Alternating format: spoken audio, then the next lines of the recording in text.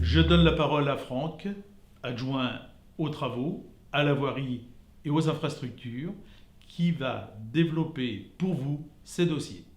Merci Michel, bonjour à toutes et à tous. Quelques réalisations en 2020, les travaux de modernisation et d'entretien régulier pour faire face aux dommages entraînés par la tempête Alex.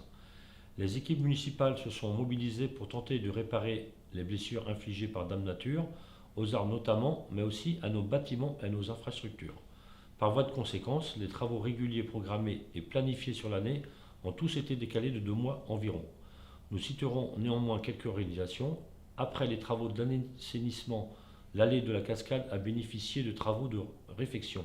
Septembre, mise en place d'un bicouche. Courant décembre, mise en place d'un rétrécissement de 70 mètres de long pour réduire les vitesses excessives et sécuriser les promenades dans le parc de Penmur. Malgré les imprévus causés par l'enrochement du sol, les travaux d'extension du cimetière ont été menés à bien et 80 nouveaux emplacements réalisés.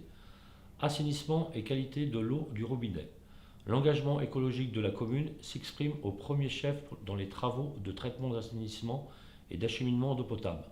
Ainsi, en 2020, les travaux de renouvellement des réseaux ont été réalisés dans le lotissement d'Azal et celui du parc. Des investissements importants sont envisagés pour la réfection et le rehaussement du poste de refoulement de Péniscu, poste qui récupère les eaux usées de toute la partie ouest de Musiac, dont l'emplacement en bordure de la rivière Saint-Éloi nuit à son bon fonctionnement.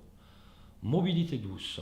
Les aménagements de la route de Péole et de la rue du Stade entrent dans le programme municipal de la création de cheminements doux, piétons, les cyclistes, visant à favoriser la connexion des quartiers avec le centre-ville. L'objectif est d'assurer aux utilisateurs de meilleures conditions de visibilité et de sécurité. Le calendrier des gros travaux se précise. L'extension de la maison de l'enfance avec un lancement début 2021, le programme de rénovation du vieux couvent pour lequel le permis de construire est à l'étude avec un appel d'offres lancé en début d'année. L'aménagement des 12-14 grandes rues, rue Saint-Éloi et 7 rue d'Armorique s'inscrit dans cette volonté de contribuer à la vitalité commerciale du centre-ville en contribuant à son embellissement.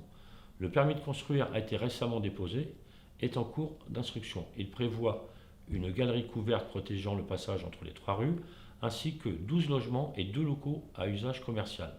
Le programme d'optimisation de l'éclairage public, afin de sécuriser nos concitoyens sur le chemin du retour des différentes animations, spectacles, cinéma, etc., nous proposons de modifier la programmation des candélabres du centre-ville, qui resteront allumés plus tard. Le plan de circulation. 3 objectifs sont visés: la fluidité des transports, la sécurité de tous et bien sûr le développement des mobilités douces. Une étude a été confiée au CAUE, Conseil d'architecture, d'urbanisme et d'environnement, pour nous aider à faire évoluer la traversée du centre-ville à l'arrivée de Vannes.